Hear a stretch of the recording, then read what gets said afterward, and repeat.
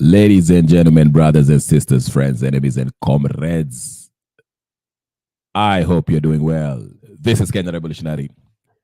Thank you so much. Thank you so much for joining. I can see you. Gudio mengia tayari.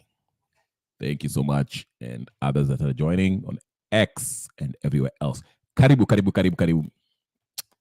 This is something that, I wasn't expecting this. I was going to do a piece on Sakaja, but he will be in part of this thing because, as you can see, the headline there, the topic of the day is Miguna Unmasks Raila's Darkside on Obinna's show. Apparently, Miguna had an interview at Obinna's show. I didn't know about this show or channel or whatever the case is. But he said some stuff there. He said some stuff that we are going to analyze and go through and discuss in maybe good detail. Well, maybe not because I don't know much, but I will just give my 2 cents on the matter. As you know, Miguna is a very controversial, is considered controversial for those who, people who don't like the truth. To me, I don't find him controversial. I think he's very truthful, upfront, and is exactly what Kenya needs, okay? We need a leader like Miguna, okay? So far, he's been walking the walk. But anyway, before we get started, karibu sana, karibu sana, karibu sana. You know the first order of business when you get here. Tafadhali, let me remind you, the first order of business when you get here is what? Like the video. Now, kama uja subscribe, go ahead and subscribe. If this is just in your timeline, or you're just scrolling through your YouTube or you're scrolling through your X and you see this face and you're wondering what I'm talking about, find out. My YouTube channel is Kenya Revolutionary, as you can see the name. Subscribe if you haven't subscribed. Put your notification on so when I come in, you can see me. And when you join the chat or when you join, if you want to join the studio, I will put the link too. Okay? And the first order of business is liking the video, okay? To push this video out so Obinna show can see it, Miguna can see it, Ruto can see it, Sakaja can see it, everyone can see it. So go ahead and I'll give you guys 2 to 5 to 15 seconds to just like the video before we go there. Karibu sana Gudi, I see you in the comment section already. Karibu sana, karibu sana. Let me set up my stuff here so then we get started. Ama namna gani? All right. Na kahawa kama kawa. Kahawa kama kawaida. Coffee tastes good. I started early. I wanted to go later on, but leo kuna mechi. For those who love football, kuna Borussia Dortmund versus PSG. So mpaka tumalize mapema. But anyway, join in. Let me get started. Okay. All right. Follow me on X if you haven't followed me. And if you haven't subscribed to my YouTube channel, go ahead. I'm giving you guys 2 seconds, 2 more seconds before I start. All right.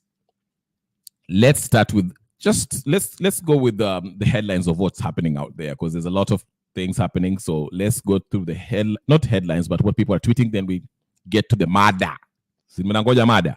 If those of you guys who didn't watch the Obinna show, you can either watch it with me here, because we're going to do like a watch along, but I'll be pausing and giving my view, or you can just go to his channel and watch the whole thing. Right? I hope I don't get flagged for my thing.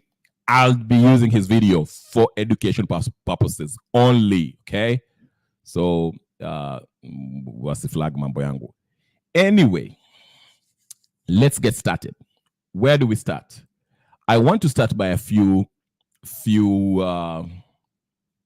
tweets. Okay, if you would allow me, few tweets. One is for Gabriel Ogolla. It's just a highlight of what happened with Sakaja and everybody else. Special sitting. Okay, so apparently, well, this was from yesterday, but let me just go ahead and crap. Where is this guy? There's a specific tweet that I was looking for. All right. Anyway, I'll waste nobody's time. Let's just get to the matter, okay? Like the video, ladies and gentlemen. Like the video, like the video, like the video, like the video. We'll start to the matter because this is a lengthy video, so we want to get started. Let me not dilly-dally about it so we can get started. Like the video as I continue. Watch Nyanze. I hope my friend, what's his name? Jaja Sauce is not here because he's a Raila fan, so this might not go well with him. Sorry, Ajos, if you're listening somewhere. I'm sorry. I'm just giving you a heads up for you, Raila supporters. This might not go well with you. But, if you're open-minded, then you can understand where people are coming from. But let's go. Let's get to it. Let's get to it. Watch at Wanze. Your video in Anza. For those of you who missed it, I'll play it here and I'll give my view. Here is the interview. Twende Kazi. Right here. All right. Miguna starts. I'm from Kano Plains. The clan is called Kano. Ahero is a town. I hope you guys can hear it. Colonial town. So you see, no Luo man is from a town. You are from a clan. And my clan is Kano. Okay. No is the ancestor of all those clans, including the ones where Ahero is. Okay. Yes. So no Luo man should say they are from Kisumu? No. Nobody. No. Kisumo. Kisumo is a clan. So if you say Kisumo, yes, you can be from Kisumo because it is a clan. Kisumu is a town. It's a city.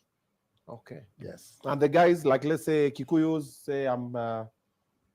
They are very clear about their clans too. Okay. Remember the daughters of Mumbi? They know. Okay. Now I get it. They never confuse it with Muranga. They never confuse it with Nyeri. They know who the daughters are. Okay. And their clans are based on those daughters. Alrighty. Yeah.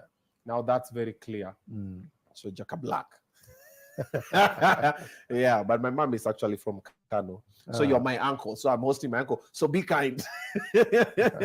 Okay. So now that is out. Anyone with $10,000 or more in credit card debt or personal loans may qualify for help from National Debt Relief. Minimum payments could literally keep you in debt for decades. Poleni. Sorry for that. That's a commercial. Out of the way. Now let's get into the fireworks. You're Kenyan Canadian, not Canadian Kenyan. I'm a Kenyan without a hyphen. Kenyan without a hyphen. Your passport is Kenyan. Of course. Went to school in Kenya. Finished everything in Kenya, except for university, I finished abroad because Moi decided that he did not want us around. He did not want people who questioned him. He did not want people who interrogated his administration, his tyrannical, dictatorial administration. Okay. He did not want people who demanded rights. He did not want Kenyans who wanted the society to be transformed and to become more democratic. So he kicked us out and forced us into exile.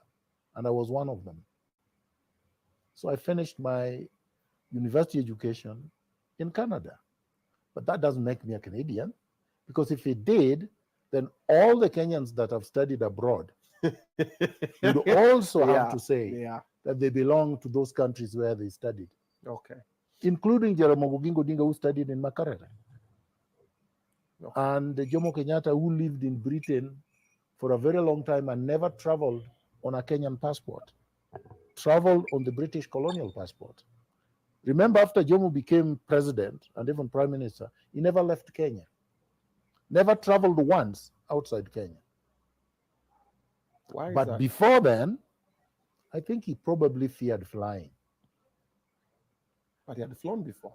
Yes, and you become, I don't know, maybe he flew because he had to. Actually, he did not fly. Let me correct that. When Jomo Kenyatta went to Britain, he went by ship. Remember, there were no flights to London. So it may well be that other than probably flying in Europe, and there's no guarantee he did fly in Europe, he may have traveled by ship then. Okay. Jomo Kenyatta could be the only president in Africa who never flew. Okay. So that one out of the way, you are Kenyan, you went to exile. Sasa wewe ulijificha huko. No. How That do is you exile. jificha? See, exile is kujificha. No. When I was exiled, did I sneak out? For Okay. example, the You one were that kicked happened. out. Yeah, they force you out. Okay. You know, cowards always force those that they fear out. So when this last one happened, the one that we all know, the I'm not Yes. boarding one, No, that it's one, not about I'm not boarding. The one where they tried to force me out, and initially I refused. And then eventually they Just to pause this in a second. When you said this last one, I'm not boarding one. You know, I know people were making fun of it, Jeff Koinange and other people, but they don't realize how deeply offensive when you say I'm not boarding one. You know, if you were to be forcefully exiled from your own country and you go through that ordeal that Miguna went to, and someone is trivializing the matter by saying I'm not boarding one, like it's a joke. It's not funny, but anyway, I mean, Obinna didn't get it. He probably think he's being funny and cute, but I won't joke about that. But anyway, let's continue. they simply put me in the plane by force. so they had asked you initially, Toka. No, they tried to push me by force into a plane. No, before the plane pushing. They did Have not tell me where they were taking me. They just came and took me to the airport and put me there waiting for hours until the flight that they tried to force me into. Then when that time came, they surrounded me with guns and pushed me physically into the plane. Didn't you hear behind them shouting? And there was a lot of commotion. They Right, even tore and your there were a lot of clothes. guns. Yeah. But of course, the Kenyan media, being what it is, decided not to show the guns. Their camera was focused on me, not the guns pointed at me, which is ridiculous because they should have been showing the country the guns. No, they're showing the news. And I told them, no, You are the news. the guns are the news. Because how did I end up there? I ended up there because people came and broke into my home using explosives, abducted me, and kept me in detention, incommunicado, without access to anyone for 6 days. So how come these questions are never asked? Who are these people? What was their intention? Why didn't they take me to court? If somebody has committed a crime, you actually charge them and take them to court. In 1982, when they accused Raila Odinga of trying to overthrow the government, they took him to court. Dedan Kimathi was taken to court.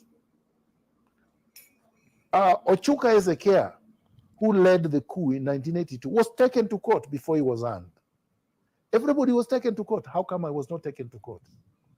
So they feared me more than the British feared all those people, and more than Moi feared Raila Odinga. Right? The question you should be asking is why? You are movement, because by the time they were even telling them not boarding situation came, everybody was following what the general says. You swore in Baba. I don't call him Baba. I swore in Raila Odinga. Okay. Yes. You swore in Raila Amolo Odinga. Prime He's not your Minister. father.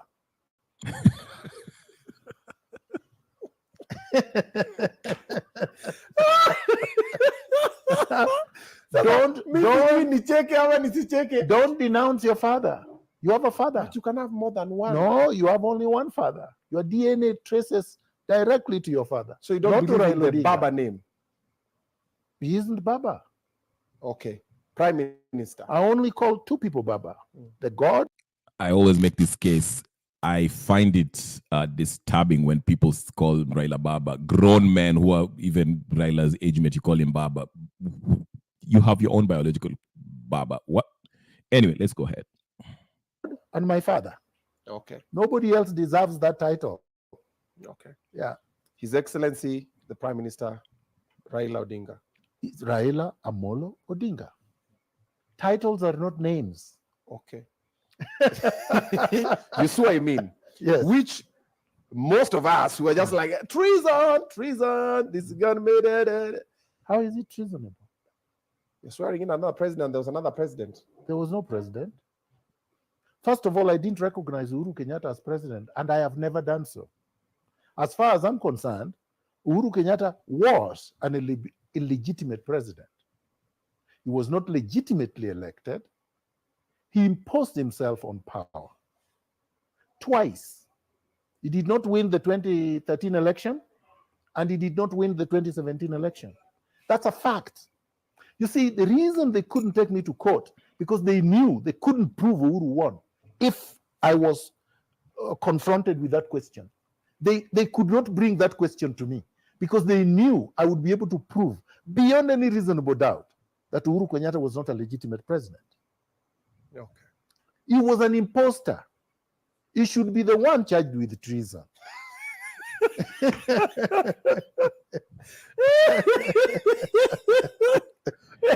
As funny that sounds, it's not actually funny. It's true. Uhuru Kenyatta imposed himself. We heard about, when I quoted that man, what's his name, Martin Gatia, when he said, Uhuru, by the help of some generals, Central Province, help him rig the elections, okay? He's the one who imposed himself. Raila won. That's just a fact. And he's right. Miguna is right in this case. So, yeah, they're laughing it off now, but it wasn't funny, and I still don't think it is funny. But anyway, ladies and gentlemen, as we continue, make sure you subscribe to this channel, like, share, comment. Subscribe. We are going into this, okay? So when you did the swearing in, you recognized Raila as the president. Correct. He was the president. And up to now, I believe he's the one who won the election. Unfortunately, Raila is so cowardly, ran away from his own power. I gave him the power, which he deserved, because he won an election. But the cowardly, greedy man ran away from it and recognized an illegitimate imposter. See, that's the tragedy of Africa. Had Raila refused to surrender, we would have complete democracy in Kenya. Elections would never be questioned. Nobody would say, oh, were these elections legitimate? People would recognize the results because we would have put an end to it. But because we did not put an end to it, that's why he's still making noise. Nyef, nyef. If he had done what I told him to do, he would not be crying on the streets today. Let him cry very loudly. So you believe if Raila stuck to his guns right now, we'd be having Raila as a president? No, I said we would have legitimate democracy that everybody recognizes. And if you have elections, nobody would say, my victory was stolen. No, people would recognize the results because we would have ended electoral injustice. That was my purpose. I wanted to end electoral injustice, which we have had since 1964. Kenyatta was never elected. Yeah, a lot of people don't run us back that time. People don't recognize the fact that in 1964, Kenya was a parliamentary state. It was not a presidential system. And KANU, as a party, won the election, and KADU lost.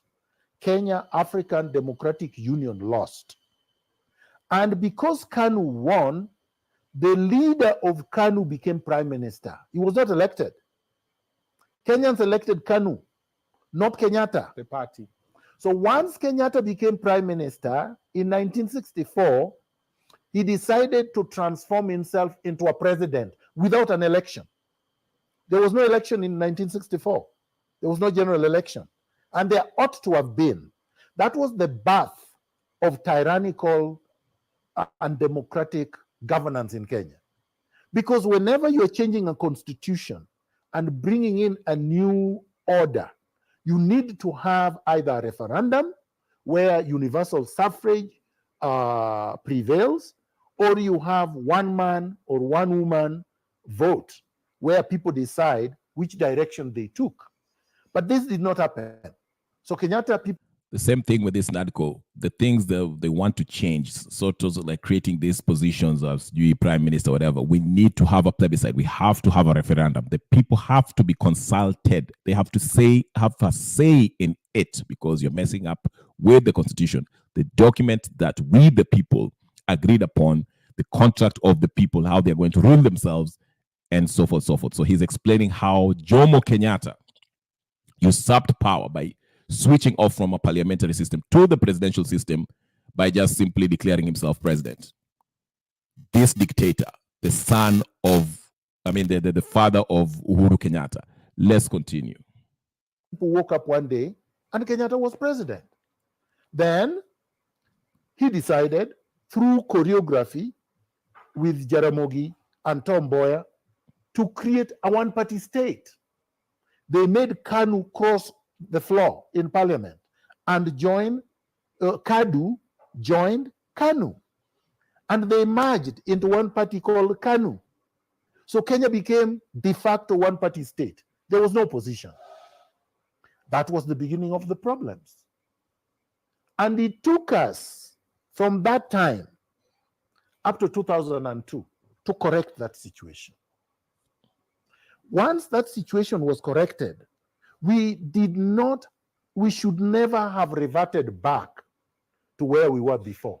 But we did. By the time Uhuru Kenyatta is exiling me with Raila Odinga, we were worse than 1964, 1966. Because even though Jomo Kenyatta detained Jaramogi, banned KPU, and detained his colleagues, he never exiled them. He never told them, Jaramogi, you went to school in Makerere, therefore you are a Ugandan. He didn't say that. So, but look at what Uhuru Kenyatta and Raila Odinga did. They said, I'm not a Kenyan. And they knew I was a Kenyan. I ran for elections in Kenya in 2017. I tried to vie in 2007. I was his advisor for 3 years. How in the world did I turn into something else? The passport they said was not mine. They issued to me. And I traveled all over the world with it. I went to China, I went to the US, I went to Canada, I went to many countries using the same passport they said was illegal. So how come these countries did not see this passport as not being legitimate? In anybody's mind, does Kenya have more sophisticated equipment than the United States of America to be able to detect what is fake? So basically, that was serving a purpose then. They feared me. They feared me and the National Revolutionary Movement, the NRM. They feared it, right? But why would Raila fear movement he helped create and that he was a member of? Right? Raila is the one who declared to the country the formation of NRM and said the National Rainbow Coalition had transformed itself into NRM. He said it, but like he did with other things before, he ran away from it. Remember how 1982 did not come out to be successful? The same Raila Odinga, a coward, betrayed his comrades. Ooh. The same way he What betrayed do you mean me. betrayed his comrades? They were hanged, he was not. Why? Have you ever wondered why Raila was not hanged and Ochuka was? Ochuka was simply a senior private in the army, in the Air Force, right? So who could have been the leader of that movement? A private in the army or Raila Odinga, the son of Jaramogi? Who had the money to fund the coup? Ochuka private was earning less than 10,000 shillings. Could actually do a coup? Have you guys wondered? But he was hanged. Wow. Hold up, wait a minute, hold up, time out. We're gonna time out. This is something serious to consider, to think about. Miguna mentioned the rank of Ochoka. No, he wasn't a general, he was Ochoka. He was a private, not a senior member of the military at that time in 1982. And Miguna poses a question. Why is it that everyone that was with Raila Odinga was hanged, but Raila Odinga survived, was spared? And where did they get them? You know, I've never really thought about this. I really never thought about this. To be honest, full disclosure, I don't know much about what transpired in 1982. I just know that there are some people in the Air Force or whatever, most of them who are, you know, Luos, that overturned Walitoa Moi. And I know Raila was detained for that. But I've never thought of it the way he just brought about and mentioned that everyone who was with Raila was hanged, but Raila Odinga survived. Was let. Why? Woo! Something to think about. I must dig deep into this. I must dig deep. You know, I've always argued. You know, there's a guy called Webster Tapley, from the U.S. He did his thing in Kenya. He was digging deep in Kenya's Raila Odinga, and he mentioned that Raila. I'll find that clip. Raila Odinga was a CIA agent. I will find that clip and show you guys one of these fine days. And at first I was like, no, this guy, you know. Then I started asking myself, why is it that in the opposition, he's always been the main guy. He's always been there in every opposition movement. Now, every time we are at the brink of removing the people in power who we reject, anaenda naivunja, or he anatoka hiyo ninio, ninio, he leaves the ninio, he leaves everyone hanging. Okay, like Miguna says, he leaves anawacha kila mtu. Why is that? You know, I've been asking this. You know, sometimes you have to connect the dots. But let's go ahead and listen to Miguna. This is something. Let's go ahead with it. Ongo was hanged. Ogido Bon was hanged. Many others, junior officers were hanged. Raila Odinga survived. How? Ask yourself. I want to buy your house. I can pay you cash for your house, no matter what condition it's in. We have to be serious. How? Crap. All right, let's. Ochoka was simply a senior private in the army, in the Air Force, right? So who could have been the leader of that movement? A private in the army, or Raila Odinga, the son of Jaramogi? Who had the money to fund the coup?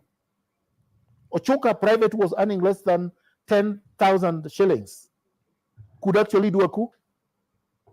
Have you guys wondered? But he was hanged. Wow. Oriwe Hongo was hanged. Ogido Bon was hanged. Many others, junior officers were hanged. Raila Odinga survived. How? Ask yourself. How was Raila saved? What saved him? Because he betrayed his comrades, just like he betrayed me. I was going to be killed just like Msando was killed, right? In 2018. Yeah. When they came at 3:30 a.m. in the morning, police don't arrest people at 3:30 a.m. in the morning, right? They could have come during daytime, correct? Or they could have waited until morning, right? They didn't. They could have knocked. They didn't. What did they do? An explosive. They bombed their way through. It was not a tear gas canister. How does a tear gas explode steel and break it into pieces and give you access to a house which is sealed off by, good strong steel? My house was properly protected. They got in. You went, the media went there. Yeah. You saw the pictures. The metal was crushed, right? So what believed Raila is the one who made this happen to you? Of course, my friend. Did he condemn it? Did he go to my home to see?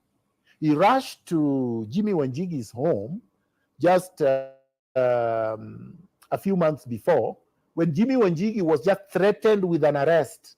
Raila slept there for 2 days. Jimmy Wanjigi, who is not a revolutionary, who has never fought for anybody, who has never stood up for anything. Jimmy Wanjigi, the baron, okay, the dealer. Raila stayed in his house for 2 days. When did Jimmy Wanjigi stand for change in this country? Right now, he is campaigning with he's going to run for presidency.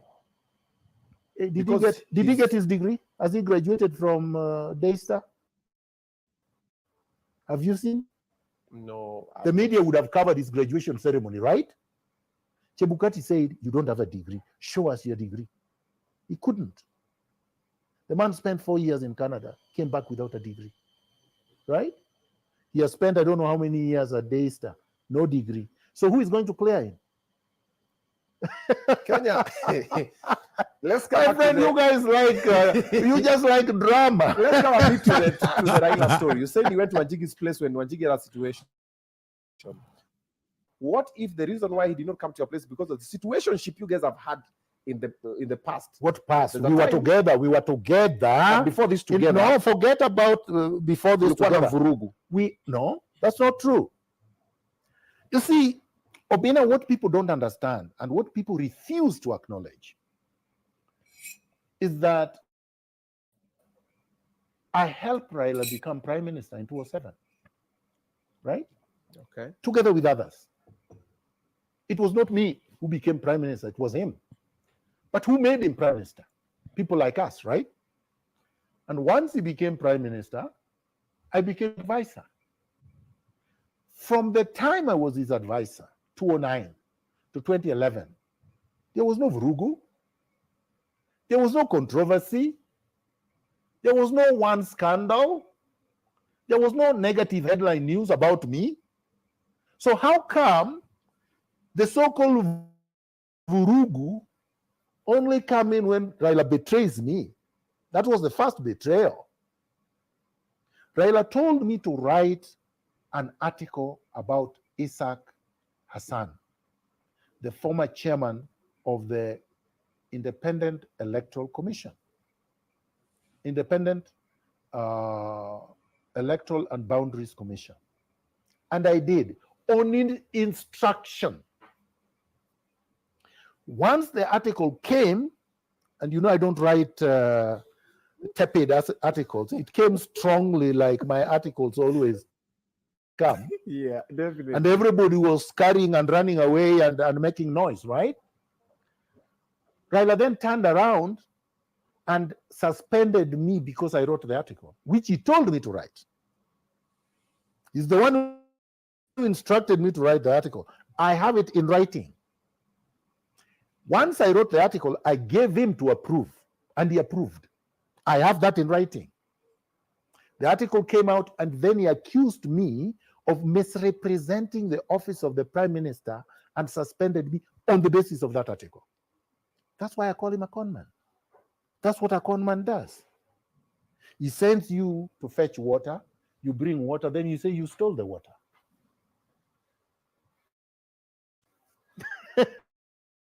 Wow. We're getting receipts. But the fact is, that's actually what happened. So there was no vurugu. There was no dispute. There was no disagreement. People assume there was disagreement. You are Over what? A lot of people, the Raila diehards, were like, oh, Miguna, now apana, huyu takikani ukame to betray. But now, but Obinna, nobody cleared Obinna, like this. Just before then, I was praised by these people. When the constitutional review process was happening, I was his representative, I was his negotiator, and for the party, I was in the strategy team. There was no problem. When I was his advisor, when we went to Kilaguni, they praised me. When we went to Mombasa, they praised me. When we went to Naivasha, they praised me. They praised me all over. It's the conman who changed everything and now started saying, I'm a problem. He said, I was trying to take the party away from him. How? I was never interested in the party. I had not declared my intentions to run for president, right? I did not hold any party position. I never did. So I decided to leave his party alone. I resigned and left the party. In 2017, he came begging me to help him fight Uhuru. Yes, he did. Baba, Raila. In front of everybody. Go ask Weta. Go ask Mudavadi. Go ask Kalonzo. Go ask any of them. He literally begged me. Please. Yes. I'm begging you. And he confessed. He said, I will not betray you again. Wow. In front of everybody, including all the MPs. Yes, in his office. Raila did. And I went there with a lawyer. But who was there? Oh, but No, even a lawyer needs a lawyer. As a lawyer got a lawyer. Yes. Okay. As a witness. Oh, it was as a witness. Yes. That is when you accepted. You said, "Aya." Okay, now that you have confessed, you said you betrayed me, and you say you're not going to betray me again, and you're not going to surrender, and you're ready for us to now do what I know best. Let's go. You are back again as an advisor. No, I was now strategy. No, I was now the general of the NRM. Next to him, trying to twang these people so that we could remove them. And I was ready. But the moment I swore him in and I told him, now read the speech so that you can give the country a way forward, Raila literally ran away from Uhuru Park. Didn't you see? It did not last for 30 minutes. Raila read the speech for maybe 3 to 5 minutes and then get into the car and got away from the Uhuru Park. So that was not the full speech that you wrote? No, he did not read any speech. He took the oath and ran away. Or Obinna, you don't remember. You know, a lot of people don't remember these things. Ask yourself the question, did Raila stay at Uhuru Park? No. Did he give a speech? There was no speech. But his life was in danger. What danger? Maybe, because that time there was a lot of, ametuma watu nini nini. Obinna, focus. Please, focus. First of all, Obinna, it was the 30th, right, of January. Okay. Was it not? Yes. 2018. How many people were in Uhuru Park? Probably 1 million. Could anybody shoot 1 million people? You are talking amidst 1 million people, all of them supporting you. Who could threaten you when you are in the midst of 1 million people? You have to be a super coward to feel threatened inside 1 million of your supporters. At Uhuru Park, the police had left. There was no police. There was no police. There was no threat. We were just alone. Everybody was happy. People were singing. People were dancing. How could that be threatening? It was a nice, super revolutionary spirit. So you feel it was betrayal, or it was payoff? He had already sold off. Oh, wow. And he had already betrayed us, but I didn't know. He had already arranged with Uhuru to arrest me before the event so that he would not show up, so that there would be excuse that the person who... Yo, did you hear about this? A free $5,800 spending card is being handed out to migrants. So just for kicks, I tried to get... here. Who was supposed to swear him in has been arrested, so we call it off. And I circumvented it. They didn't know where I slept. They just saw me at the NTV in the morning. Then I went to the Intercon. They surrounded the Intercon to arrest me, the flying squad. Then I called the NRM youth who surrounded them at the Intercon.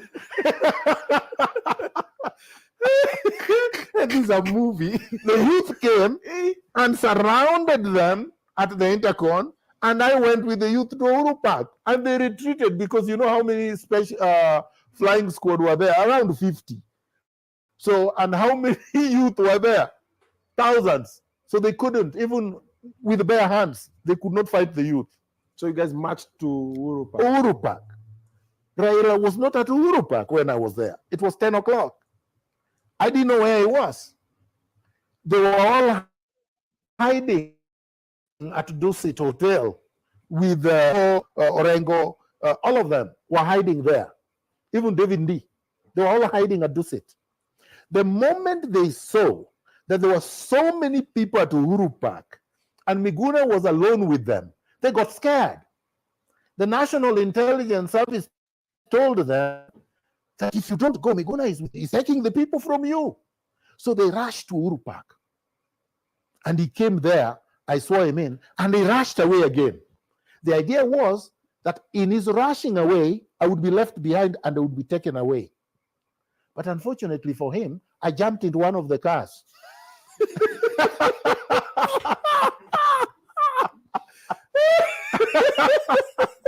Who got on your convoy? Yes, I'm in the convoy. He arrives at Karen, I'm with him there.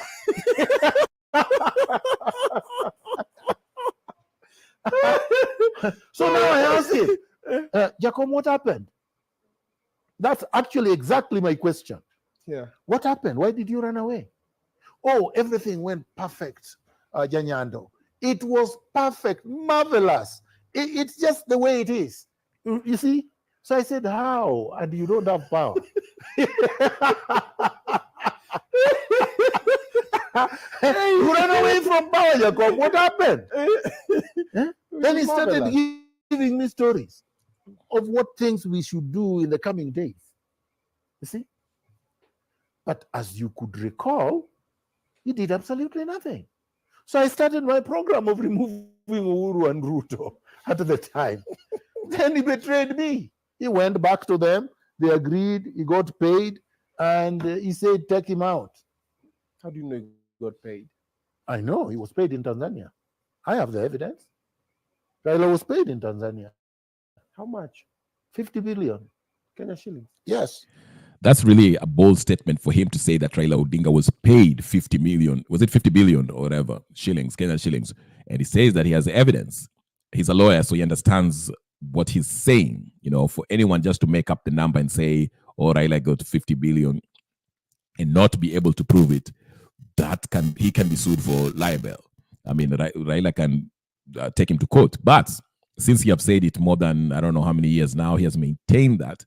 And Raila never sued him. You know, so that kind of tells you that, hey, there's a possibility that's actually happened. But hey, let's go on and listen. Raila was paid. So you can be arrested? Nobody can arrest me. Oh, so you can be deported? Nobody. What do you mean? You don't put citizen? So no. You can be sent to Canada. No, let me tell you something. No, because this is serious. A lot of people don't understand this. If you are a citizen, okay, it means that the only way you can be taken out of your country to another country is on 3 bases. Okay, 1, you are exiled because of political reasons, right? Okay. 2, you are extradited, meaning another state says Obinna committed a crime in Nigeria. Here are the charges. We want Obinna to be taken to Nigeria to face charges. Okay. The Interpol can arrest you, or they can take you to the Nigerian authorities and you could be taken there. Extradition. Okay? Yes. That is extradition. They can also do what they normally do to Somalis. Rendition. Okay? Like these Somalis, they kidnap at night and rendition to another country. There is no judicial process. You see, a deportation is a judicial process which involves a non-citizen. Okay. A rendition can be done of a citizen or a non-citizen without extradition, meaning there is no judicial process. You just arrest somebody and take them away. Which is illegal. But you cannot deport a citizen. You try a citizen in the country where he has citizenship. So, and even of foreigners, if you have to deport them because they don't have status in your country, you have to go through a judicial process. You give them notice, they appear in court. The court is the one that issues a deportation order. It is that deportation order that gives the state the power to take that person out of the country. Okay. Now tell me if any of that happened about me. Number 1, I'm a citizen, so you can't deport me. Number two, there was no notice. No notice, no. There was no judicial order. There was no. The court order, in fact, said, don't remove him. And they removed me. But the press that is compromised keep on repeating this word because they were told, probably paid, to say that because they want to just dilute and intoxicate. You're the bad person. No, not necessarily. That's part of it. Yeah. But just not deal with the issues. Okay. Yeah. A lot of people normally wonder what happened between your house and when you're in Comunicado and the airport. Kuna mali ulifinywa? You see, my friend, have you ever been arrested? Kind of.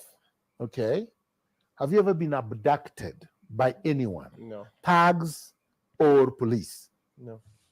So an abduction cannot be a friendly exercise because it's not an arrest. It's not like somebody coming to your house and say, here is a search warrant, read it, and we are given access to do this, this, and that. Come to court on this day. No, they're taking you there by force. Okay. So if somebody is taking you there by force, clearly, this cannot be a civil exercise and a peaceful exercise. Okay. Secondly, they don't take you to a police station. They don't charge you. They don't take you to court. They take panya routes. So why are they taking panya routes if it is a legitimate legal exercise? So they take the panya routes and take me to Githunguri.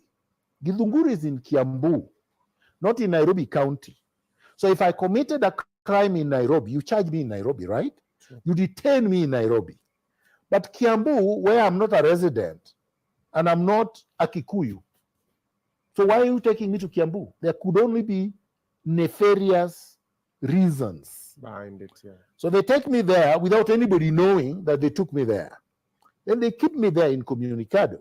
I have no access to my family, no access to lawyers, no access to friends, and of course, no access to courts. Then that night, Raila pretends to send lawyers to me in Githunguri. How he knew I was there, you should ask him. So they come, and I asked them a simple question. They told me I had been, Justice Wakiaga had ordered that I be released. So I asked them, where is the court order? They didn't have a court order. They didn't carry it. They say, oh, we forgot it in Nairobi. So that I knew right away, there is a problem here. You're a lawyer who went to court. You got an order for my release, and you come to release me without the order? One job. You had one job. Yeah. So they didn't have an order. The second thing that made me realize I've been betrayed, they now tell me, you stay over at Githunguri, we go back to Nairobi, and we'll come for you tomorrow. So I said, okay, this is strange. I'm a lawyer. I got a court order for my client to be released. I'm at the police station where he's detained, but I don't want to go with him. Why? You have better things to do. Now they're telling me, Mungiki are on the road, rioting, and they would harm me or kill me if I go with them. So the question is, you are from ODM. So these Mungiki are your friends? How come they're not going to kill you and harm you? They're only looking for me, but not you. How? Why? You are to... Yeah, the point he's trying to make there, if you guys remember, at that time, there was Mungiki, when he was in that Kiambu, whatever, Githunguri, Kiambu County, whatever it was. I remember Sifuna and among a few other people went there to check on Miguna. But at the time, there was later on, that is, after they found out where he was. But at that time, Mungiki were very, very, very, very, what do you call it? Hostile against anyone who was opposing the president. In fact, when Miguna was in that police station, they wanted to basically lynch him. They were out there protesting and he knew. So he raises a good question. If you're a lawyer for Miguna and you went and see him, don't you think that, I mean, first of all, like he said, he didn't come with the court order, you forgot. Really. Then number two, if you're saying that Mungiki on the way are going to kill you, I mean, they know that you are his lawyer. Why can't those same Mungiki who are really hostile against anyone who's affiliated with opposition, Miguna, why are they not trying to rough you up as somebody who is coming to rescue Miguna from this place, this jail? So that's what he's raising that question. And you have to remember that time, Mungiki was very hostile. That's why when I see Raila Odinga in 2023 rubbing shoulders with Maina Njenga, even Martha Karua had the balls not to associate herself with Maina Njenga. That's what I'm telling you, Raila Odinga. Let's continue. Listen to this. Who back with me? They saw you there. But they're only looking for Miguna. How come? So I knew I had been betrayed. Then they left. At 10:30 p.m. that night, the abductors came back and took me away to Lari. Oh, wow. To a pathetic, horrible condition for 5 days. And I had not been to Lari before. It was cold. It was horrible. I can't describe. So, of course, it's like I'm just thrown in there and forgotten. And then the 5th or maybe 6th day, they came and picked me up. And Kichorochoro again to Embakasi, the container depot police station in Embakasi. Stayed there for one night, and they took me to Kajiado. Aye, not Nairobi. You're not tourists. Embakasi, I'm thinking the airport is right here. It's not tourism. It's not tourism. It's torture. Psychological, emotional, mental, and physical torture. Were you eating? In Lari, I did not. I ate once. But here at the depot, they gave me food. Okay. All right? Then they took me to Kajiado. Obviously, the Kajiado Magistrates Court had no jurisdiction to preside over the case or their fake charges, and told them so. I told him I'm not taking a plea because this is an inferior court. You can't charge somebody with treason in a magistrate's court. It's basic law, elementary law. Where? Right? And the High Court in Nairobi was already having jurisdiction because it had ordered me released. So the magistrate's court told them, you have 30 minutes to take him to the Nairobi Milimani High Court. 30 minutes. The thugs drove with me like crazy through the national park, wherever, and ended at the airport. They didn't take me to court. All right? Wow. And then forced me out of the country. Now, a lot of people are mixing the two incidents. So this was February the 6th, 2018. So they forced me into the plane and removed me from Kenya. In March 2018, the 26th, I came back to Kenya at the Jomo Kenyatta International Airport. Turn shipping to your advantage. It's a commercial, sorry guys. On-time deliveries. Just take it out. For anyone struggling with high blood sugar, do not drink cold water. Did you know that type 2 diabetes is a completely... And they blocked my re-entry. Then I called Raila and said, where are you? How come you're not here? And then later on, he showed up, drunk like a skunk, and held my hands and said, let's go. And when we were just about to exit, they blocked me again. Kumbe, Raila was talking to Matiang'i, telling him to stop me. As I was talking to the media, and he's there calling, making calls, people could hear him saying that I should not be let in. But here he's pretending that he's with me and helping me to go. You see? Then that is when they came up with the fact that, oh, you didn't have a passport, but you took my passport. They took my Kenyan passport and destroyed it. So how can you say, I don't have a passport and you just took mine, the one I had? It's like saying, I have a phone here. You take it. Then you tell me, Miguna, make a call. Call your wife. I say, okay, give me my phone to call. No, you don't have a phone.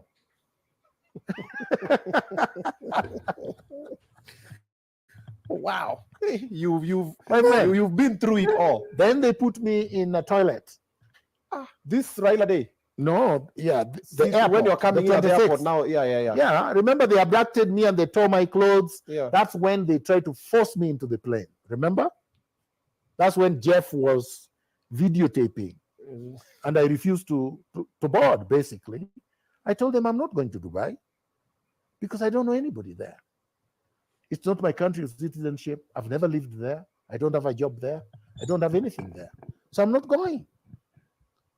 So then they decided to detain me at the airport in a small toilet with hot water only. Oh, so this particular plane that the video was in, you never left with that plane? No, I never did.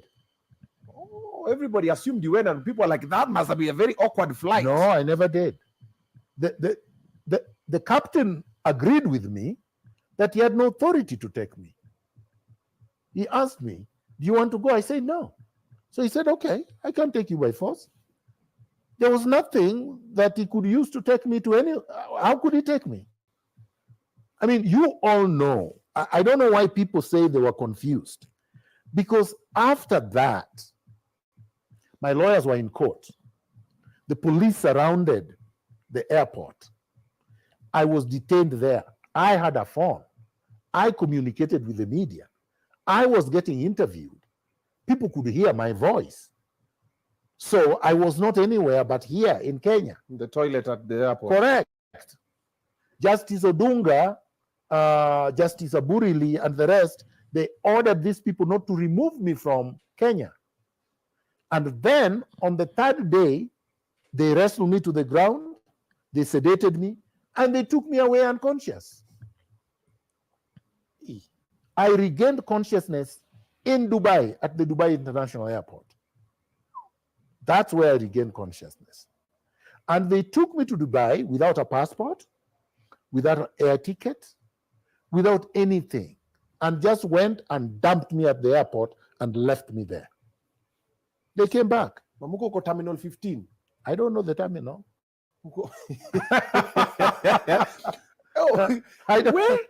This is a movie. This is a real life movie. This is more than a movie. Yeah. Wait, so you don't have a passport? Did you have your phone now in Dubai? I did. So simu wamekubeba nayo. See, they put it in the bag. So I got it when I arrived there. But the bag is all I had. So who did you call first? Who did I call first? I called my wife first. To say I'm alive. Babe Kimeniramba. You can't say babe.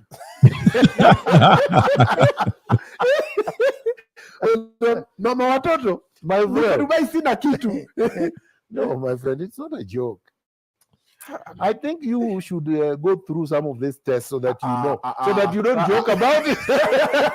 I'm going to cool down. Obinna, you should be squeezed a little bit so that you can feel the pain. You should feel the pain a little bit so that you don't joke about this matter. That's true. Me, I'm just trying to cool you down, kidogo. But anyway, so I made the calls. Yes. People knew where I was. And I asked to be, to go to a hospital. They refused. I asked for toxicology tests. They refused. Obviously, I said, I want to go back to Kenya. They said the only place you can not go to is Kenya. Chagua kwingine. Hey, name any country will take you without a visa. But general hata wewe umefanyiwa hii mambo yote and then Kenya ndio mimi narudi. Because I wanted to overthrow Uhuru Kenyatta. Hey, you are very without any question. I didn't want Uhuru Kenyatta in power one extra day. One extra day. That was a strong resolve. Yes, I was ready to die for it. And as far as I'm concerned, I died and came back to life. Because honestly, I was dead. So, what did your fake Baba do when I was removed from Kenya unconscious? He went on holiday in Zanzibar with a slave queen. Oof. Do you remember? Oof. You all remember? Oof. You remember Raila in Zanzibar with a slave queen? You don't remember. It was all over the social media, and there was an interview. with his slave queen even. They took pictures, and I asked him, how can you do that? You see, people don't understand why God is angry with Raila Odinga, why he has not become president. Because of things he's done to people like us. How does God forgive you? You see, forget about me, forget about Miguna. Think about God. How does he forgive you? If you have done to human beings this kind of thing, a human being who saw you as president, the people's president, how do you betray such a person? God can never forgive him. So you believe that Raila not being president is the hand of God? It's the hand of everything, including God. Everything is unhappy with him. Our ancestors are very angry. I am very angry, and many of us. And God is angry. God is saying, we cannot forgive you 3 times. Okay? Even if we forgive you about Ochoka. Okay? Even if we forgive you about Odhiambo Mbai. Even if we forgive you about other people. How then do we forgive you about betraying Kenyans? Forget about Miguna. How about Musando? How about Baby Pendo? How about Master Mutinda? How about the thousands of Kenyans that were killed by the security forces in 1992, in 2005, in 2007, in 2008, in 2013, in 2017, in 2018, in 2022, and recently in 2023 when he was doing Maandamano?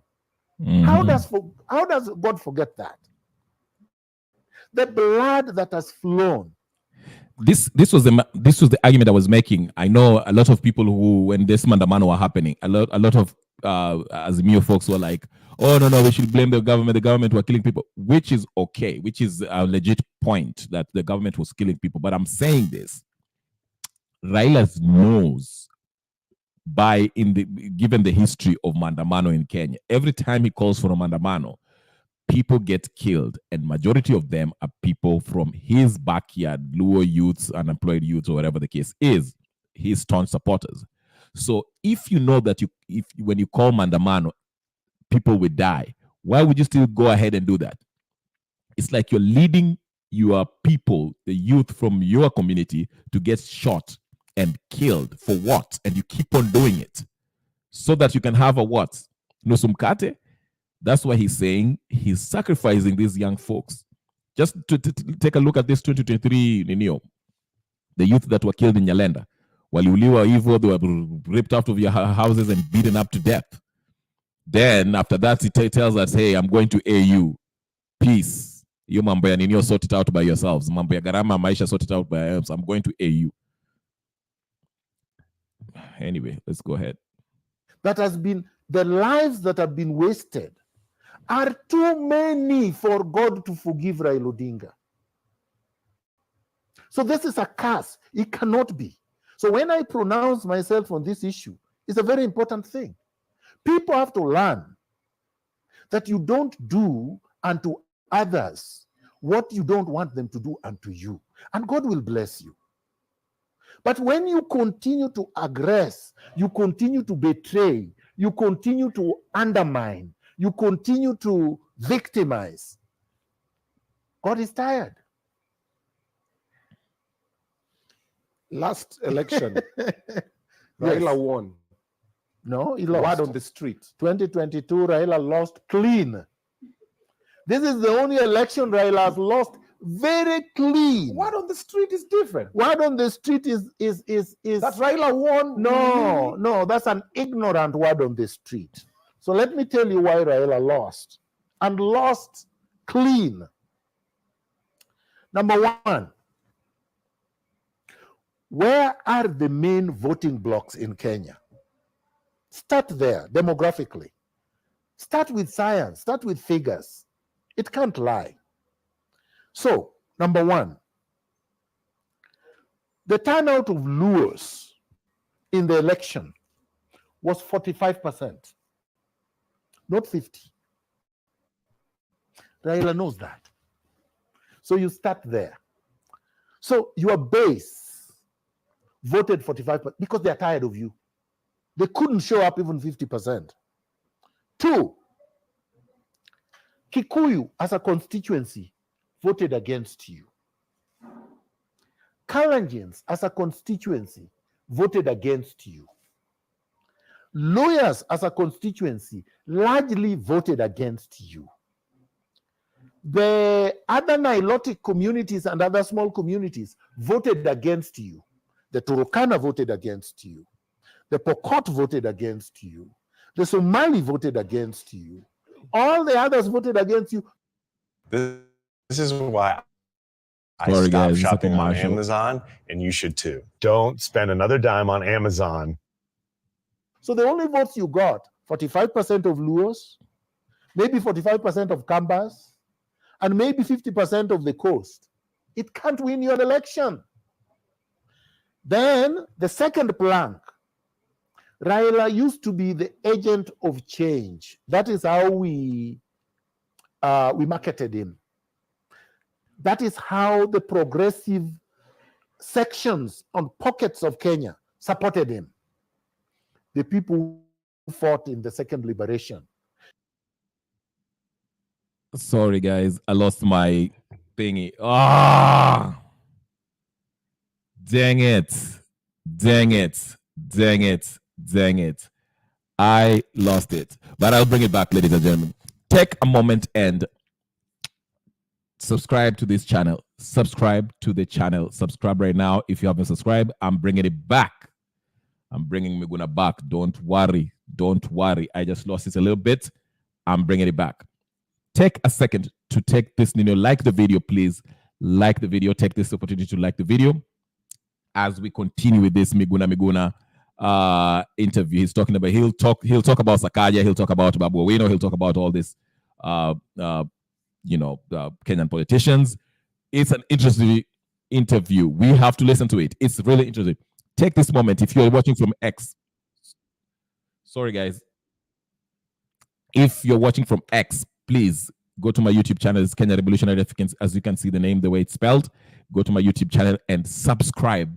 Put your notification on so every time I come in, you can always get the greatest. Beast Mode, I see you there. Mpaka nisalimie Beast Mode. Beast Mode in the house. Hey. Gudi pia kwa pale anatuambia fake father has a lot of dirt.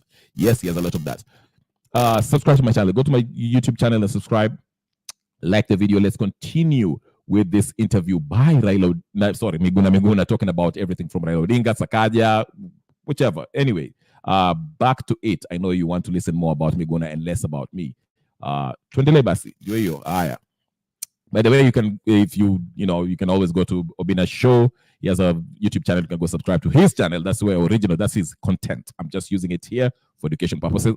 So we can Tuendele. Ndio Miguna basi. I used to be the agent of change. That is how we marketed him. That is how the progressive sections on pockets of Kenya supported him. The people who fought in the second liberation, the university lecturers, the writers, the artists, these people who are always questioning the system, they were now against Raila because they were asking, you're supporting Uhuru Kenyatta, who has tortured people, who was dropping bodies in River Yala, who killed Musando, who did this. How could you do this? People were asking, why would we support you if you betrayed all of these people? So Raila could not win. The West was tired of him. He was too inconsistent, too unreliable, too weak, too cowardly. So even the international community abandoned him. So tell me how he was going to be president. You don't have international community on your side. You don't have the media on your side, except the very media. You don't have the progressive forces on your side. You don't have the main voting blocks on your side. So he believed the system was going to just steal the vote for him. Why? The system only steals the vote for somebody they know will take power and not leave power. Like Miguna. If I sit there, I don't leave it. So they know the people that will take power, not leave it. So they say this one will be threatened even with Urujre and he will leave power.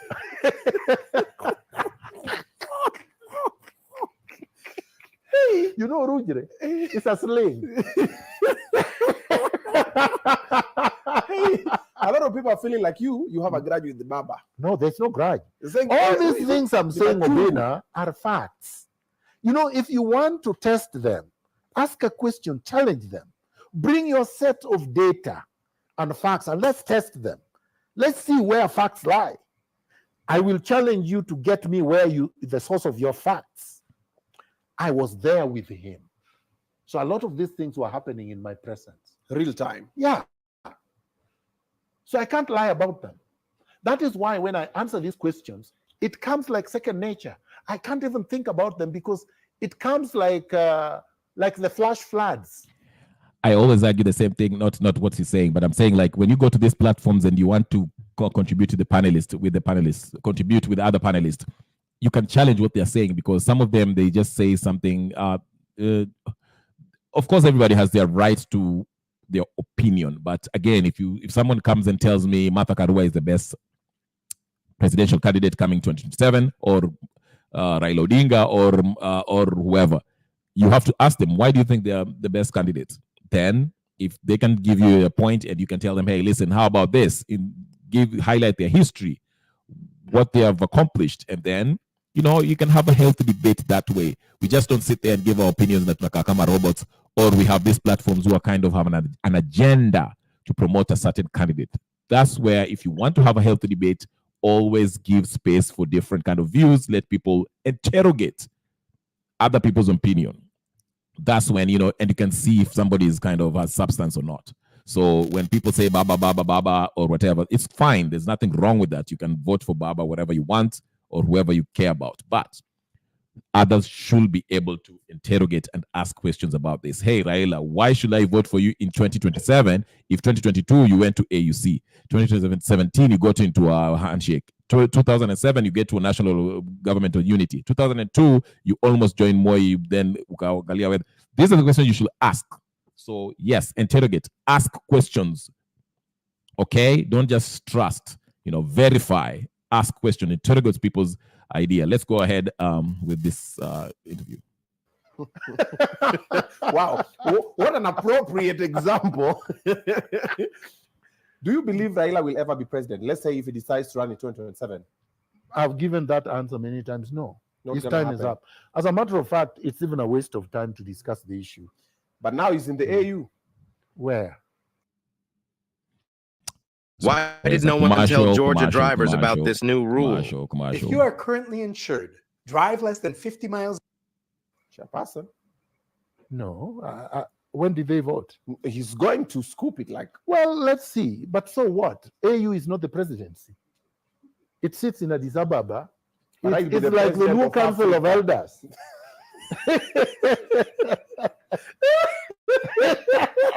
AUC is like the new Council of Elders. No, the diehards are feeling he's going to be the president of Africa. How? See, now he's in charge of Africa. Is not a country. Like now, from accounting, now the whole continent. Imagine African Union. So, do you know the AUC chairman right now? Do you know his name? Faki. So how come you don't know the president of Africa right now that he's going to replace? If he was that important, right, we would know his name. You don't even know his name. But when was the last time he came to Nairobi as the president of Africa and he was welcomed? He was welcomed at the airport by President Ruto. It's because it's not our business. We don't care. It's my so only Raila is the president. Because we care about the current one is not. And we don't care where he's from. My friend, he will not even be able to hire his driver. Even his driver. He can't hire. He has no budget to hire his own driver as the president of Africa.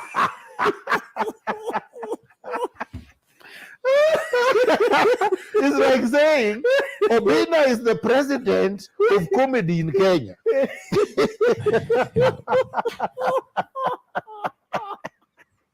Obinna, where will that get you? Yeah. So now you have this young man lined up. You're checking the guard of honor. The guard of honor of comedians. With Eric Omondi following you behind. Very serious. Guaride of jokes. So no. Well, so that one is comedy. Okay. Usually, hey, you, Unaita, it's fine. Let's before we conclude this story for Baba and deportation and everything. Okay, and being exiled. You came back and it was on the news that President Ruto is the one who allowed you to come back home. President Ruto obeyed court orders. He had no choice. Okay. Yeah. I was going to come back regardless because I was not going to die in exile. Okay. And remember, I told them if Raila became president, if by the unforeseen circumstance that Satan from wherever Satan resides came back and imposed him as president, I would never come back to Kenya. I would never have come back. But I knew he would never be. And I made sure he was not. I fought like crazy with others, and he's not. Against Raila? Don't you see? I'm here. They blocked me out. I'm right here. So you appreciate President Ruto for? No. He obeyed a court order. It's not a favor. Okay, where was your passport? Walikuletea ile ama ulitumia ingine? They gave me. Oh, they gave me a new one. Oh. The other one was destroyed. Remember, Uhuru punched holes in it with Raila Odinga. They punched holes. Baba is getting stray bullets. He did. No, he did. They both did. They were together in it. Okay. My friend, Raila felt threatened for no reason. You see, when you become an old man, even you will become an old man one day. And hopefully you have children. Yes, I do. It comes a time when you have to pass the torch to your children. Right? Okay. It's just the way things are. You can't cling to things like a toolie for life. Toolie just got his straight bullet. Yeah. They get things and they want to cling to them for life. Right? Yeah. So that is a no-no. You see, in the United States, you can't run more than twice. Mostly you run for the first time and you leave. But there are those that have run a second time. Yeah. After you fail a second time, you don't run again. But this one, how many times, man? Enough. Like Kamua. So he should, Raila was in detention when I was in Form 2, secondary school. And the man is still there with us. Like, what is wrong with him? You are capable of being a president. The president of Senegal is your age. Yeah. People should think about these things. Huh? Okay. So why is a 90-year-old still, squeaking? He's almost 90. Okay. Let's move away from the Raila story. Missing a lawyer. There's nothing he can do to you. There's no need for fear. I will represent you for free. But let me just put this out there. I did not say anything. I'm also being lectured. Tunasomewa sisi wote.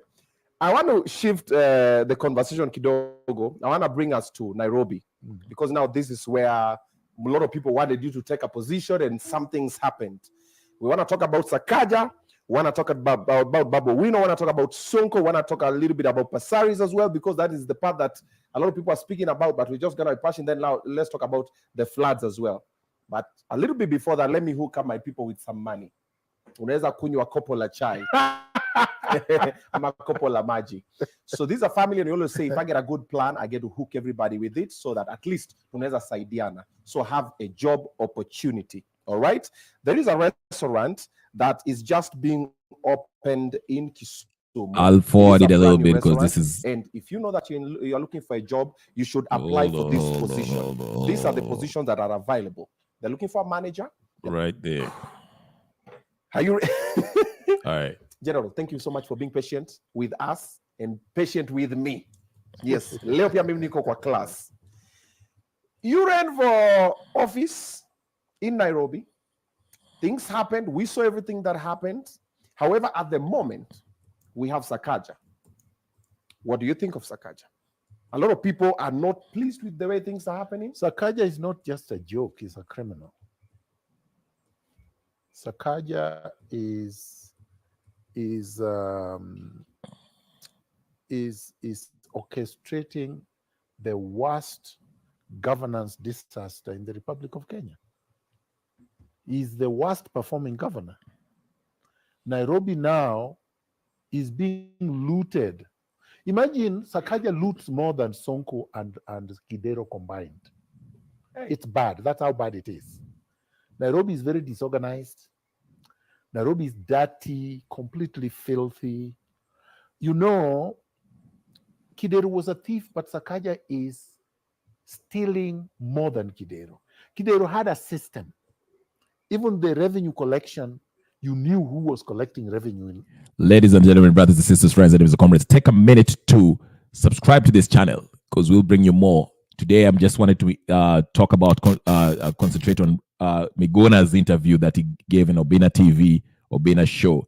But take a minute and subscribe to my channel on YouTube, which is Kenya Revolutionary, as you can see the name, as we continue to listen to this, whatever. Like this video, by the way, that's the first order of business. If you know, you know, right? Right. The first order of business is like the video, share, comments, and if you haven't subscribed, if you're watching on X and you haven't subscribed to this channel, go to YouTube, type my name there, you'll find me, Kenya Revolutionary. Subscribe, okay? Like the video, comment, and share with your friends. Tell your friends to come and subscribe. It's an interactive platform. Every day I'm here, almost every day. That is, I go live. If you want to come to the studio, unaweza kuingia kwa studio. If you want to participate in the chat, unaweza kuchat. Let's continue with Miguna. In Nairobi. Right now, the MCS do not even know the revenue collector because he does it himself. He, according to lawyers who are themselves not clean, Donald Kipkorir and the rest, are saying they get calls to pay them billions so that these guys can get a cut of 50%. So it's that bad. You saw the EACC has arrested a number of his officers that he's been using to steal public funds. There are cases currently before the DPP. They have already left the DCI. The DCI wants Sakaja charged, and we're just waiting. He could be charged any day. He is the worst catastrophe in Nairobi City. Hey. And the problem is that he's not even qualified. He does not even know what he's doing. He's bought homes and property all over the world. Dubai, London, New York, South Africa, public funds. He spends most of his time abroad than he spends in the city of Nairobi. So, and he doesn't even have qualifications to be governor. He does not have a degree. Remember, the Council of University Education said Sakaja's degree was fake. And he had to be helped by UDA to be a candidate. That was the worst mistake they made. So Sakaja should go home and go to committee and eat maharagwe for a very long time. That's my position on Sakaja. Okay. People believe that Sonko was a little bit better than Sakaja. Was much better than Sakaja. They're saying you need street smart for you to run the county. You need to have integrity, first of all, to be a leader. Secondly, you need to be competent to be a leader. You need to have a vision. You need to have a plan for the city. Now, these people do not know how. Sorry, guys. Extra comfort makes a world of difference. Sorry. It's a commercial.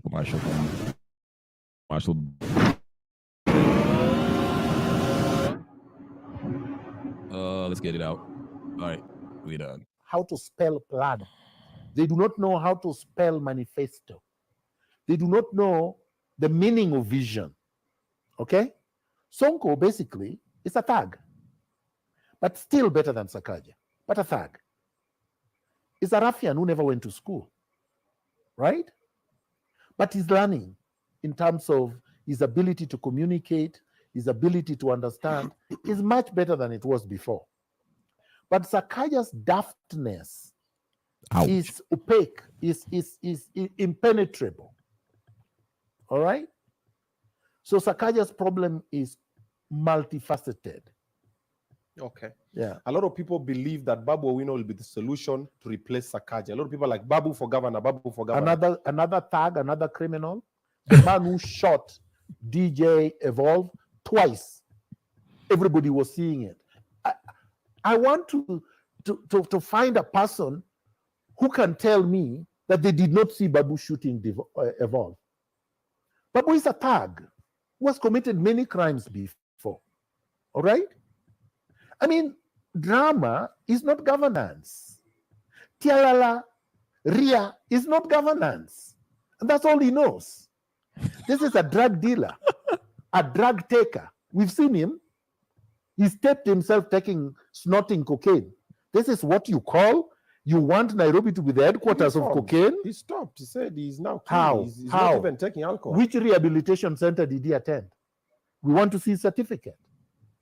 When he attended and when they said Babu now has graduated from this place and is clean. Can he take my challenge for us to go for a blood test and let our blood be tested so that we can see the state of his blood? Is he ready to do that? He can't. He's not even disciplined. You know, some of these things you can't force. Do you really see Babu sitting in an office from 8 o'clock to 5? Still, just reading. I don't see that. But he's well learned. What? Yes. Babu is learned. Because he has a degree. A couple of them. No, because he... Do you know how Babu got degrees from the University of... Shout out to 254 home on the comment section. Karibu sana, karibu sana. You know the first order of business. Like the video, and subscribe if you haven't subscribed. Share, comment, and all that good stuff. Let's go back. Of Nairobi. Yeah. Threats to lecturers. Threats to lecturers. If you don't give him a degree, what is he going to do? And he has killed so many students.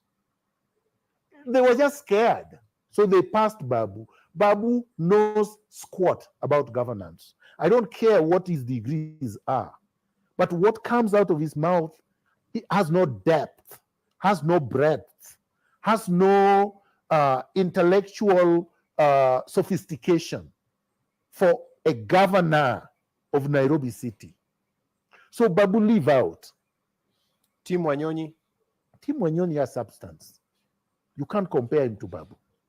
So him, I would give a little bit of a chance. Although he comes with the wrong party, which messes everybody up. Okay? ODM. Yes. You see, ODM is a machine of looting. You know, Siaya, they're looting. They looted Oma Bay. You know, they loot everywhere. And because they have to collect revenue for Raila Odinga. Right? Oh, wow. Yeah. It's a revenue collection agency. So that could be a problem. But Tim, I would not dismiss. Even if I ran against him, I would treat him like a worthy opponent. But not these jokers. You know? Okay. Right. Just on a quick comment on Babu Owino, I didn't know that he was, I know he had an interview where he said that he used to take coke and stuff and he stopped. I remember that, but I really didn't know if he was actually a coke user. Here, 254 home, 254 home is telling us, I have seen Babu Owino taking some rough stuff, many leaks of him. So it's kind of, so I didn't know it's actually true that the Babu Owino has been using drugs in the past. We don't know if he still does that, but like Miguna said, he's challenging him into like a drug test. Let's get their blood drawn and let's do a drug test on them. You heard from Miguna. That's what he thinks about Babu Owino. You, when you guys, okay, when campaigns were happening, the debate was happening, you showed up ready. But now there were also other interviews that you went to that also panned out to be other ways. There's an interview you are with Esther Passaris, and things went south. And people felt there was an issue between you and Esther that you wanted to clear, but you felt Esther was the one who was disrespecting you. No, Obinna, you see, I don't know why people don't understand this one. So Jeff invited me for a debate. Okay. See, a debate, not an interview. Okay. People had declared what they wanted to be in that election. It was a general election, 2017. Yes. And at the time, even though she was not qualified to run for governor, she said she was running. She knew she was a pace setter, she was not running, but she said she was running, right? So Jeff invited everyone who had declared their intention to run for governor of Nairobi. So I went, and it happened to be a debate between me and Passaris. And I wanted the debate to be on our policies, on our manifestos, on our vision for Nairobi. But unfortunately, she didn't have policies, she didn't have a manifesto, she didn't have a vision. She was not qualified because she didn't even have a degree. So she couldn't even be cleared. So in order to divert attention from these real issues, she started attacking me, calling me a criminal, and I've not committed any crime. So I responded to her. I reminded her of things she said at the Pentagon when we were in ODM together. And I was there, and other people were there. And I told her, do you remember what you said? Right? And she said that was an insult. How is it an insult when I quote what you said? Right? She came already prepared with a libel notice. So how would she have known what I was going to say when she had already drafted the letter with what I purportedly had said before the interview? You see, she came with a letter already written by a lawyer saying Miguna said this, and we have not even appeared for the interview. So how do you know what I'm going to say and I've not even been asked any questions? Because it was concocted. The cartels had met together and said, Esther, you are the one who can take this man down. But you know, Miguna is a Teflon John. You can't take him down that easily. So I didn't go down. She went down in smokes. Yeah, that was a special moment. That's kidogo. Yeah, you don't fire at me carelessly. Otherwise, you get hurt. So are you going to run again? That is too early. It's too early to decide what I'm going to run for. Okay. Yeah, or whether I'm going to run. Okay. But it's something for me to consider. Okay. A lot of people are saying I should run, so I'm considering it. Okay. But I think 2 years into we just had an election. So I think it's too early for people to start campaigning for things. Okay. They should let these guys, do their thing or mess. Let the country realize that you shouldn't be electing thugs. You shouldn't elect inept people. You shouldn't elect thieves. And when the right time comes, hopefully the country will make the right decision. Okay. Yeah. What do you think of Sifuna, though? What do you mean? He's a senator. Yeah, but... So why should I say anything about a senator? I'm not interested in becoming a senator of Nairobi. Right? Okay. Unless you ask me about a specific thing, I don't think I should just be saying things about people. No. If he's to be, is he worthy to be elected for even a bigger position? I mean, he's a Kenyan. He can run, right? No, running, yeah. But election is about voters. It's not about Miguna. I'm not the one who elects. But in terms of academic qualifications, he's qualified. And he's a Kenyan. He has reached the age where he can run for any office, just like me and you. Okay. Yeah. But he's not like the other ones you've mentioned. Clearly not. You can't compare Sifuna to Babu.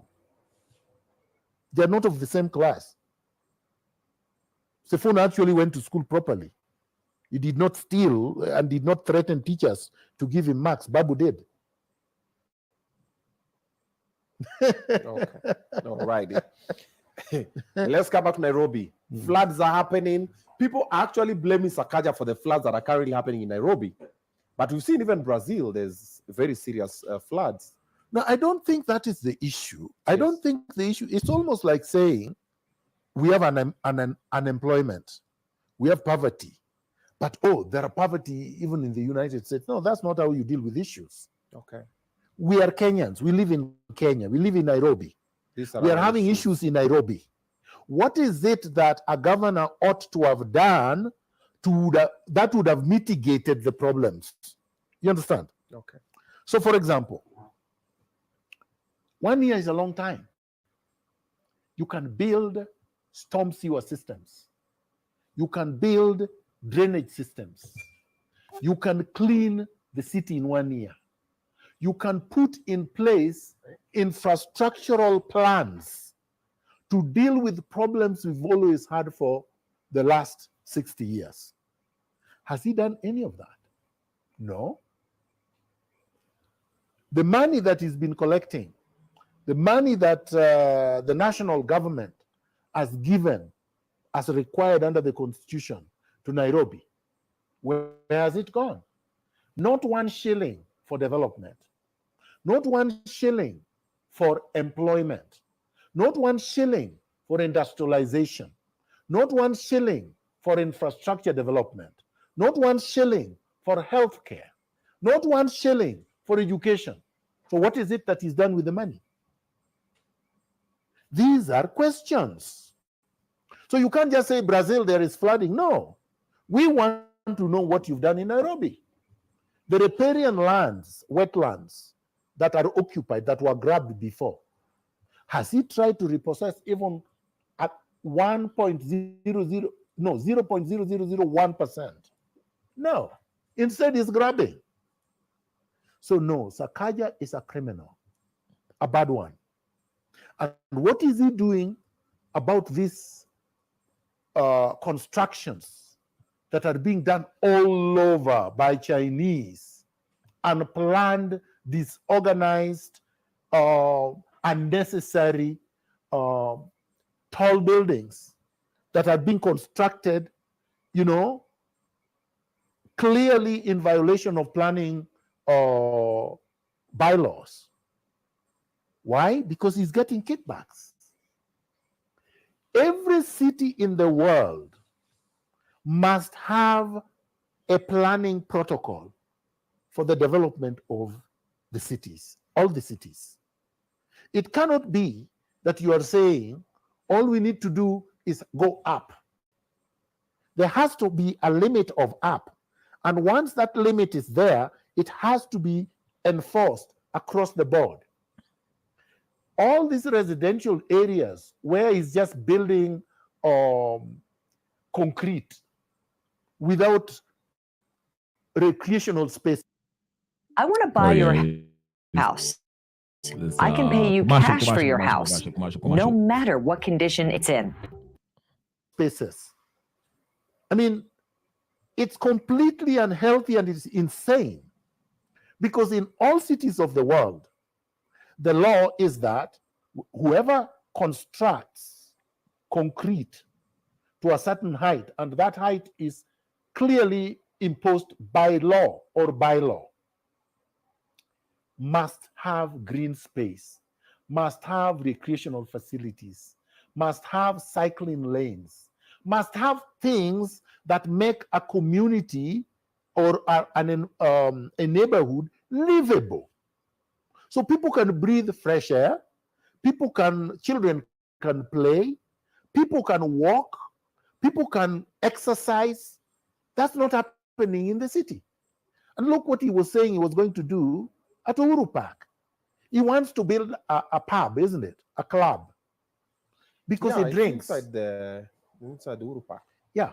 Uhuru Park was supposed to be a green space, a recreational park. Yeah. It's not supposed to be a concrete jungle. But he's removing the clubs from the estates.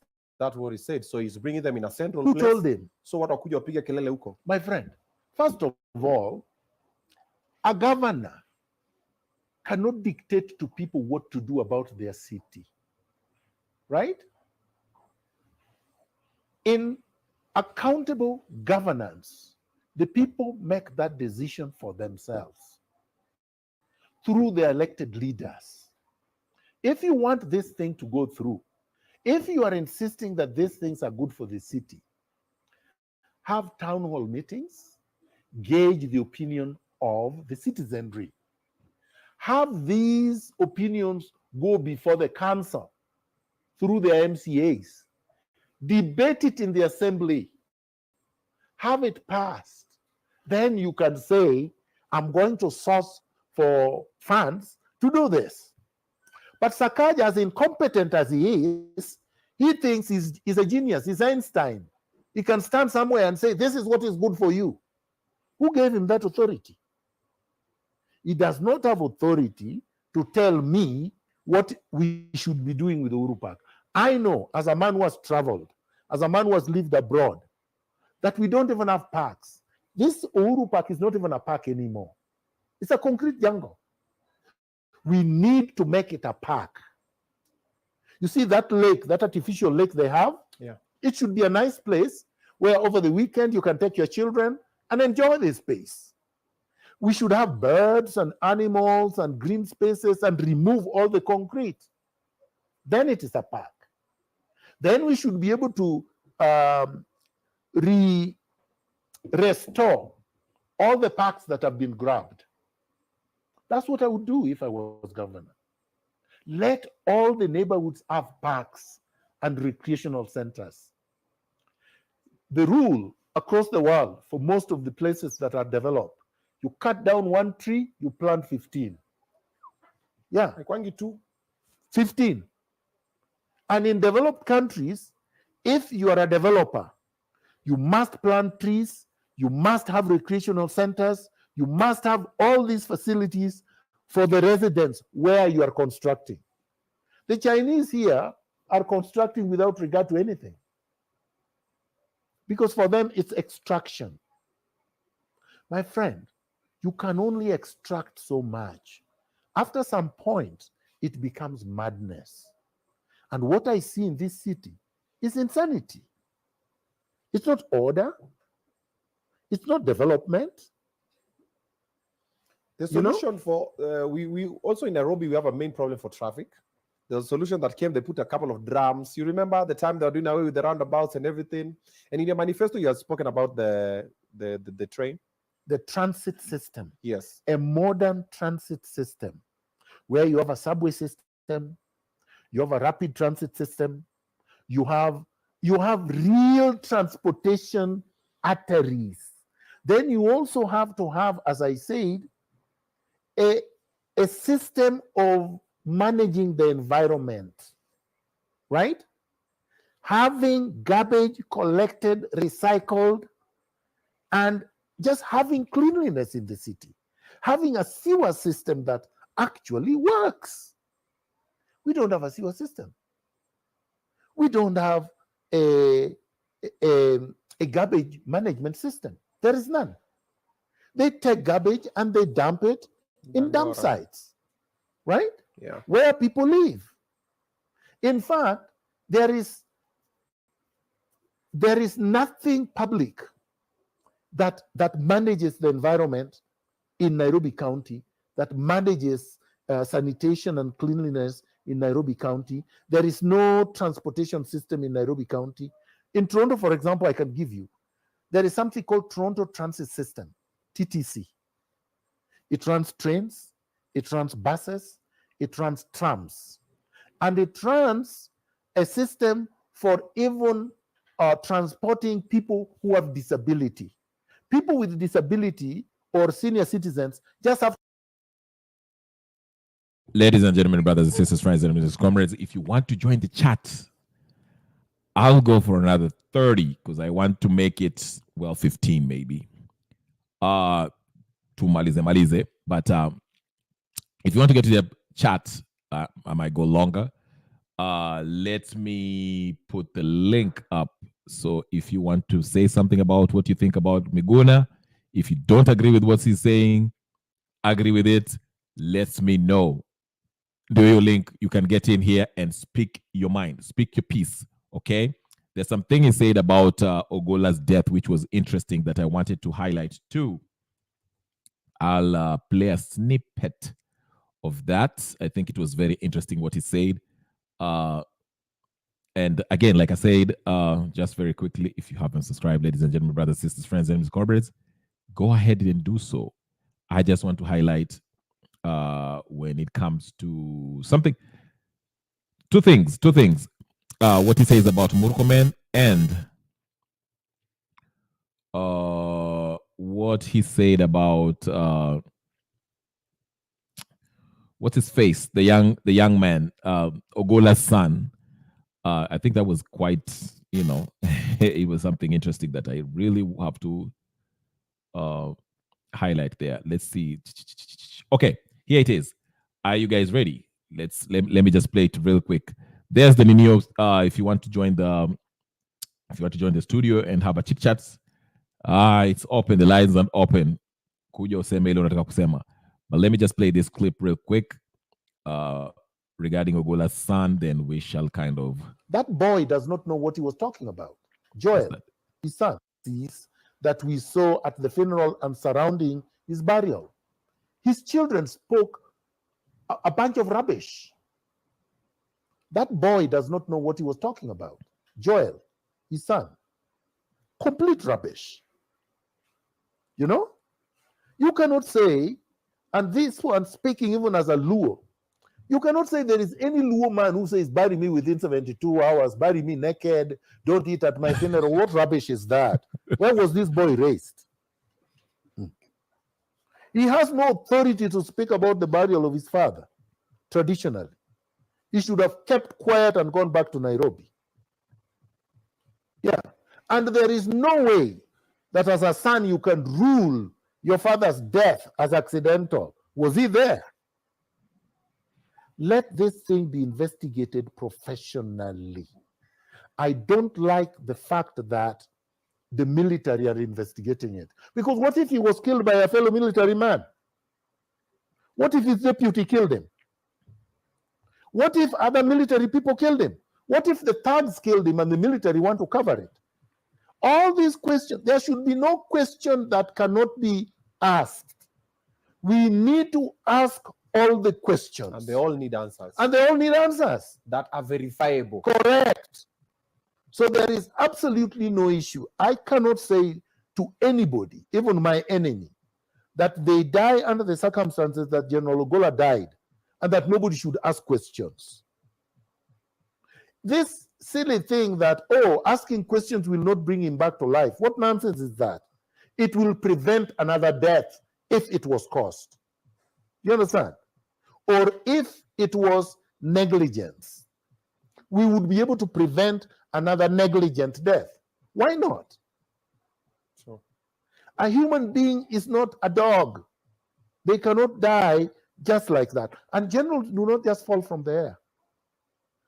That's also true. So we have to ask about all these questions because a CDF is secured just like a president. That's a good point. We should ask questions, and of course, Professor Ogolla, on the other hand, is asking questions. Even though, it's another angle of looking at things. Now, let me play a part where he talks about Murkomen and the whole leaking. The cold rooms are flooding. What's your take on it? Well, Jomo Kenyatta International Airport is turning into Jomo Kenyatta International Aquarium. There's a lot that is happening. It's leaking. The cold rooms are flooding. What's your take on it? Well, it's basically corruption. And it's not new corruption. It's old corruption. Okay. Because you see, a lot of people are blaming Murkomen. But really, if you ask the real question, the roof was constructed when Murkomen was not minister. Okay. All these things leaking were probably leaking before Murkomen was minister and have been leaking because of problems, structural and otherwise, quality-wise, which were already in existence. So maybe the blame should be, why didn't you detect it or your team detect it What did you do after detecting that there were leakages and whatnot? He wouldn't have detected until it started raining, right? So you have to give him a little bit of a slack, but it is corruption, which should be addressed. Who was given the contract? All right? And if the person who was given the contract failed to secure the facility the way it is now apparent they failed, that person should be brought back to correct all the things, the defects that are there. Number one. Oh, wow. Or get back the money that you paid them. Okay, yeah. Secondly, there is no facility that is not insured. I don't know why every time something happens like that, people say, oh, we are going to spend this. Why? All these things are insured. The insurance company should be correcting these things. That's why you pay insurance. That's true. So there is no building which is not insured. Otherwise, people should not be in them, because anything that is not insured should be condemned. Nobody should either have offices or living in them. So if the airport is insured, who is the insurance company? What's the name of the insurance company? Right? And why haven't they coughed up the money to repair the damage? And then they can go after the contractor, right? How come nobody has been taken to court by the government, right? So these are the questions I would be asking. And what is it that they're doing new to correct all these problems so that we are sure these things will not happen again? But as to swimming pool and whatnot, Dubai was a swimming pool too, right? Just the other day. Yeah. So we want to be balanced in our criticisms. There are places they have failed, we should be able to identify them. There are places they have not failed, we should not be able to say they have failed where they have not. There's something that I've always thought about that. Let me just throw. Okay, real quick, let me talk about, let's start with Ogolla's son, Matamshia, what he said about Ogolla's son. Now, this comes to, I think this goes down to the tradition, the Luo tradition. If, somebody dies, how long does it take for him to be, buried? But, we were being told, especially on the media, that Ogolla's wish was for him to be buried within 72 days and all that stuff. So I have no qualms with the way he was buried. I don't know. I don't have the details. I don't know anything about the traditions of whatever the case is, so I cannot comment on that. If his son says what he said, he on evil. With Murkomen's case, especially the angle where he mentioned the insurance companies, buildings are always insured. I know for example, in the US, yes, most of the buildings are insured. If you have a property, major properties like your house, even the apartment that you live in, if you have an apartment, even if you have a car, if you have, these big buildings, they're all insured. I can't say the same thing with Kenya. I don't know if Kenya will insure houses, but airports, I think I would want to believe that JKIA is insured, okay? For the sole purpose, for the very purpose that you see if you have floods and the stuff. So when Murkomen comes out and say, hey, he needs 700 million, we need 700 million, this will take 700 million without even looking at stuff. So I think there, Miguna raises a really good point there, saying that buildings should be insured. I remember for those, especially there was a conspiracy theory when the 9/11 happened and the tall two twin towers, fell. There were people who were saying somebody took up on insurance, insured those two tall buildings days before the 9/11. But anyway, the point is, he makes a good point by saying that the people who did the construction should have been questioned. If the airport is insured, then the government shouldn't worry about, we need 700 million to make, to repair those leakages in the roofs or whatever the case is. The insurance should take care of that. And it is up to the insurance people to go after the people who were given this contract to Ninio to build this thing, this JKIA that made renovation. So that's a good point. I never really thought about that. So, insurance, that's their job. When there's something like that happens, natural disaster or whatever the case is, things should be insured. That's why we have car insurance. We have property insurance, basically. Okay. So yeah, he talked about a lot of stuff, and I think it was interesting. I don't disagree with him on anything that he said there, at least majority of the things that he said there. He also spoke about there's a part I didn't play because this thing was kind of long, but he spoke about the education system now in Kenya.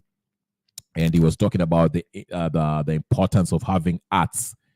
We just don't have to concentrate on sciences and the math and all this stuff, technical stuff. We should also have arts and music. It's good for creativity, helping our kids be creative in their way of thinking, okay? That's not something that's really, it's important, but I didn't play that part because it's a lengthy, it's like a two-hour interview, but it was interesting.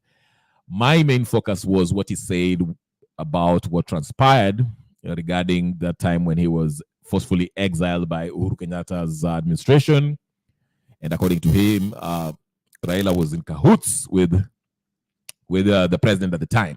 And then also what shocked me is when he mentioned that Ochoka stuff and the question that he posed about how is it that Raila Odinga was part of the, not General Ochoka, but Ochoka and other top military guys who were involved in the 1982